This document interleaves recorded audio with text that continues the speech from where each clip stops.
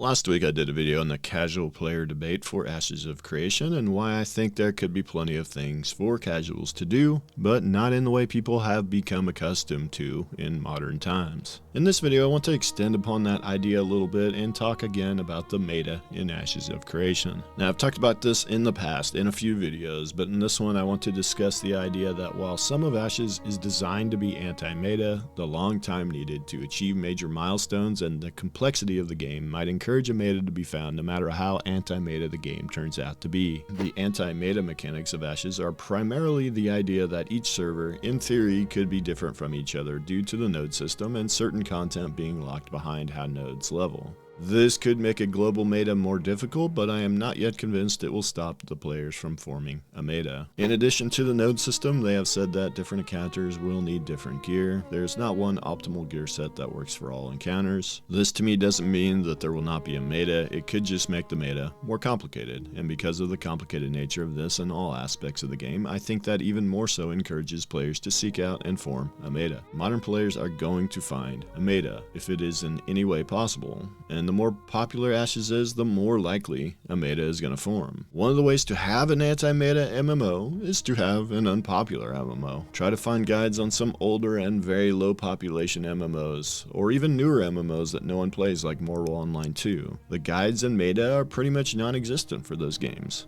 But in the popular MMOs, metas are standard. At least at launch, Ashes is likely to be very popular based on the number of counts that they have had sign up on the website being over 1 million, and the number of Alpha 2 testers being over 100,000. Another way to encourage metas to form is to make worthwhile goals, such as freehold ownership or even simply just max player level, take a long time to achieve. And at least on paper, Ashes is aiming for achieving anything worthwhile to take a considerable amount of time. This time commitment is what will absolutely cause players to seek out a meta if one exists, and if one doesn't exist, players will be trying to find one. So on one hand, they have tried to design some aspects of the game to be anti-meta, but on the other hand, they encourage metas because of the complexity and time commitment it takes to achieve meaningful progression. For example, it is said to take 45 days to get to max level if a player plays 4 to 6 hours per day. A lot of people are going to be encouraged to find a faster way if it is in any way possible. And then with the major and exclusive progression systems such as freeholds, people might really seek out a meta there, but in some cases people might keep any information about that to themselves, as the more people are aware of ways to streamline leveling and gathering, the gold and other currencies needed to bid on a freehold plot, the more competition they will have. But that information will eventually leak out no matter what, or others will discover it and make it public, and people will certainly be seeking it out and even try to refine it even further. So I do think despite the anti-meta mechanics in Ashes that there will be some kind of a meta that forms, but I don't think it will be as refined of a meta as it is in other MMOs, especially since add-ons that could allow for more advanced data collection are not allowed in Ashes. APIs might be a thing, but I doubt they will ever be at the same level of what World of Warcraft allows, which makes forming a meta in that game happen even before a patch hits because of how automated the meta has become.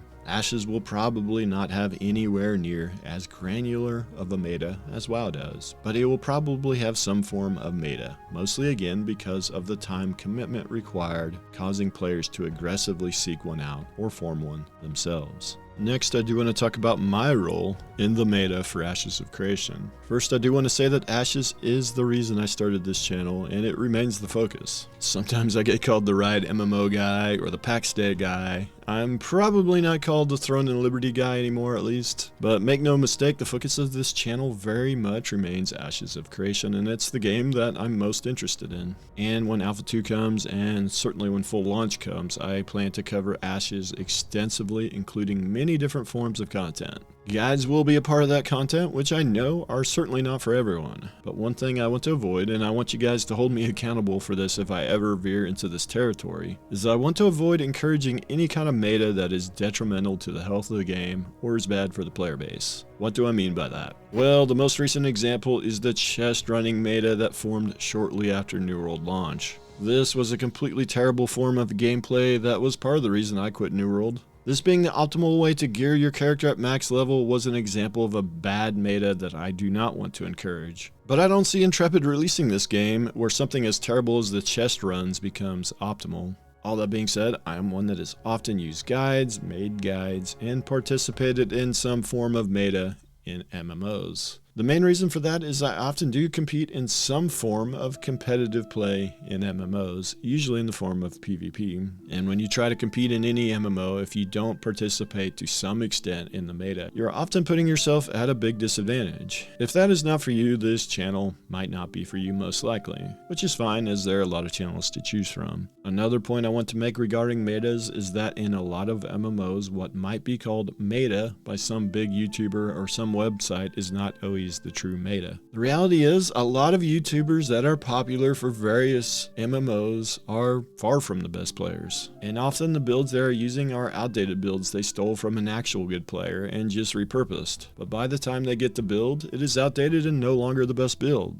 A good example is the Guild Wars 2 meta battle website. The meta builds listed here are very often not the actual best builds. A few of them are close, and a few tweaks make them close to optimal, but some of them are actually pretty far from the best. Another thing I like to do is try to form completely off meta builds that are designed to counteract the meta builds. There are a few advantages to this. One, in PvP, if you run a build that is not well known or popular, players will not know how to fight against it, as well as the builds they see all the time. You simply might not enjoy the meta builds, but if you craft your own builds that actually counter the meta builds and actually can compete at a high level with these builds, you might enjoy that more than just copy pasting from somebody else. It does require more effort and a deeper understanding of the game, but at the end of the day, I do think effort like that pays off, as in the future when you craft more builds, you will be more efficient at doing so. So that is something I definitely want to do as a channel. While I will probably cover the standard meta, I also want to do a healthy amount of videos that counteract the meta, especially if the meta veers into boring gameplay loops or boring class builds. That will require more effort from myself than just repeating the same meta information as everyone else. And that is one of the main reasons I make videos, believe it or not, is just because I find some aspects of it enjoyable. But as always, this is all speculation at this point. We appear to be finally getting closer to the day where we start to see at least the early implementation of these in-game systems in a live environment, and can then get a better idea of how meta this game will actually be. And that's all I have for this one. Let me know your thoughts in the comments, and with that, I will see you in the next video.